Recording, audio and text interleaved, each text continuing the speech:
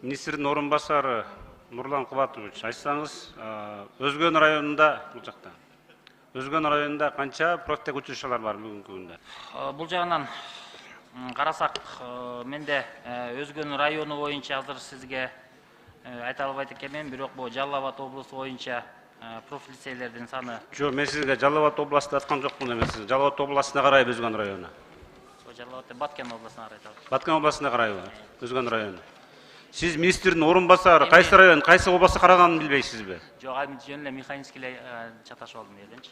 Жок, кандай бир Жалал Абад дейсиз, бир Баткен дейсиз. Өзгөн район бул Кыргызстан боюнча эң чоң райондордун бири, бул белгилүү район. Кайсы областка караганын билбейсиз. Сиз айтсаңыз, мен айтайын дегеним негизи жерин айтайынчы. Мына 38-чи эмени табыңызчы анда, профтек училищаны. Номер 38 менен 62-ни табыңыз, Өзгөн районуна караштуу.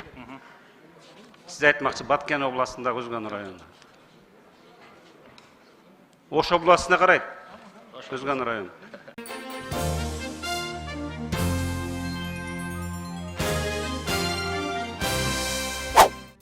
Жаш баланы тээп туруп качып кеткен адам кармалды. Дүкөндөн чыгып бара жатып, жаш баланын денесине залал келтирген шектүү кармалды. Кече 20-апрель күнү Ысык Ата райондук ички иштер бөлүмүнө Люксембург айылынын 1992 туулган жашоочусу арыз менен кайрылып, ошол эле күнү болжол менен саат 18:30 белгисиз бирөө 2014 туулган баласынын денесине залал келтиргенин айткан. Бул окуя кылмыштардын жана жоруктардын бирдиктүү реестрине жазык кодексинин 266-беренеси Н баштык менен катталган.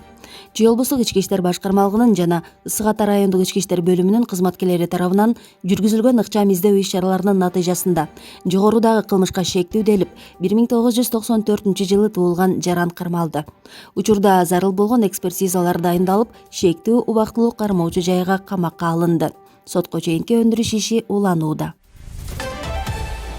Бүгүн 21-апрелге караган түнү Бишкек-Ош жолундагы Төө ашуу жана Ала бел ашууларына кар жаады. Транспорт, архитектура, курулуш жана коммуникация министрлигинин басма сөз кызматы билдиргендей, кардын калыңдыгы 10 сантиметрден 15 сантиметрге чейин жетет. Номер 9 жана номер 23 жол тейлөө башкармалыктары карды тазалап, жолго инерттүү материалдарды сээп жатышат. Транспорт каражаттарынын Төө ашуу жана Ала бел аркылуу коопсуз өтүүсү үчүн керектүү техникалар тартылды. Таш чайнар каймана менен таанымал болгон Балбан Нурлан Алишеров алдамчылыкка шектелип, соттук отурум 16-апрелге белгиленген. Кийинки соттук отурум 29-апрелге белгиленди. Бул тууралуу жабырлануучу делинген тараптын жактоочусу Памир Суранбаев тарабынан белгилүү болду. Айтымында соттук процесске эки тарап тең катышты. Эске салсак, Нурлан Алишеров 2 жыл мурда Каныкей аттуу кызга АКШга виза алып бермекчи болуп, жарым акчасын алганын жактоочу билдирген. Бирок Нурлан Алишеров бул жалган жалаа экенин айткан. Бул иш боюнча материалдар топтолуп, 1-май райондук сотуна кароого жиберилген. Биринчи процесс 16-апрель күнү саат 15:00 дайындалганы маалым болгон. Өзбекстан Кемпир-Абадды эл аралык туристтик борборго айлантууга киришти. Өзбекстандын социалдык тармактарында Кемпир-Абад суу сактагычын туристтик зона катары колдонуу үчүн атайын жарнамалык видеолор чыга баштады. Тасмадан байкалгандай, өзбек тарап Кемпир-Абад суу сактагычына жергиликтүү жана эл аралык туристтерди курорттук эс алуу үчүн чакырган. Видеодо суу сактагычтын коопсуздугу жана таза жаратылышы жөнүндө айтылып, ага Андижан облусу аркылуу келүү мүмкүн экенин, мурда жабык болуп турганы, эми бардык каалоочулар үчүн ачык экени айтылат. Булак медиа центр. Ош шаарынын Курманжандатка, Ленин, Рыспай Абдыкадыров, Гапар Айтиев көчөлөрүндөгү арыктар убагында тазаланбагандыктан арыктардан суу ашып, жолду каптап, адамдарга ыңгайсыздыктарды жаратууда.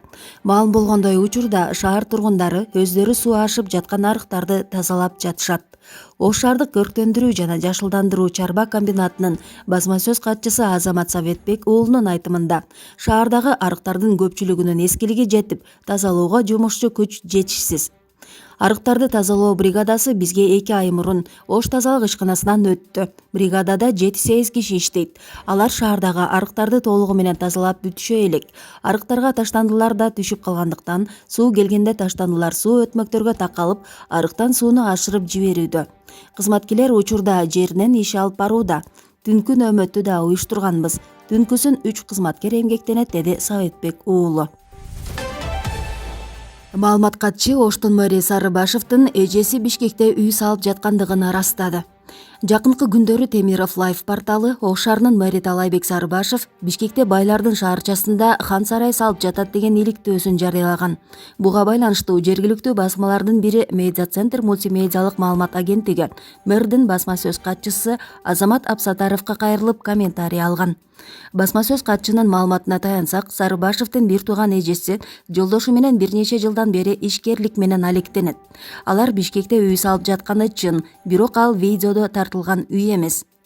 Мындан сырткары, Алай районундагы Гүлча айылындагы үйдө Талайбек Сарыбашев бир туугандары менен биргеликте ата конушу катары оңдоп жатат. Ал үй бүлөнүн ата конушуна болгон сыйы деп билдирген мэрдин басма сөз катчысы.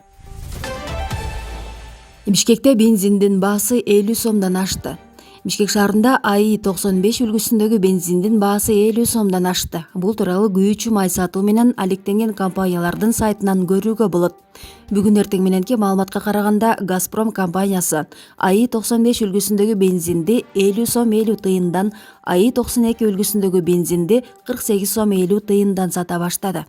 Ал эми Роснефть АИ 95 үлгүсүндөгү бензинге 50 сом 30 тыйын, ал эми АИ 92 үлгүсүндөгү күйүүчү майга 48 сом 30 тыйын деген баа койду.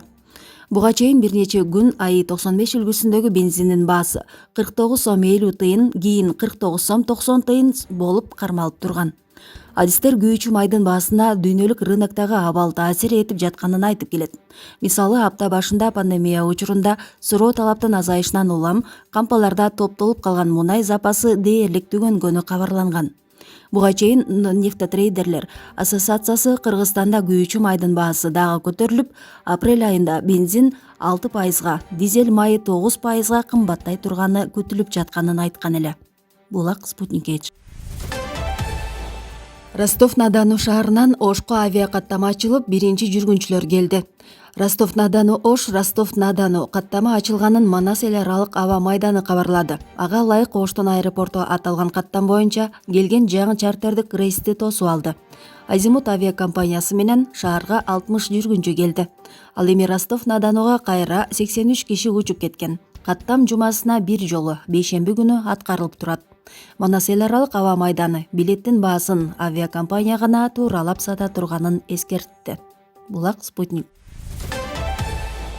Бир сутка ичинде COVID-19 жана пневмония инфекциясынын жаңы 225 учуру катталды. Бул тууралуу республикалык ыкчам штабтан билдирди. Маалыматка ылайык, соңку суткада 5606 кишиден ПЦР тест алынган.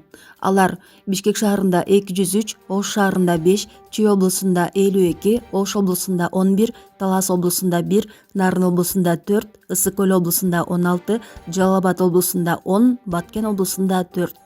Ошондой эле инфекция 9 медицина кызматкеринен табылган.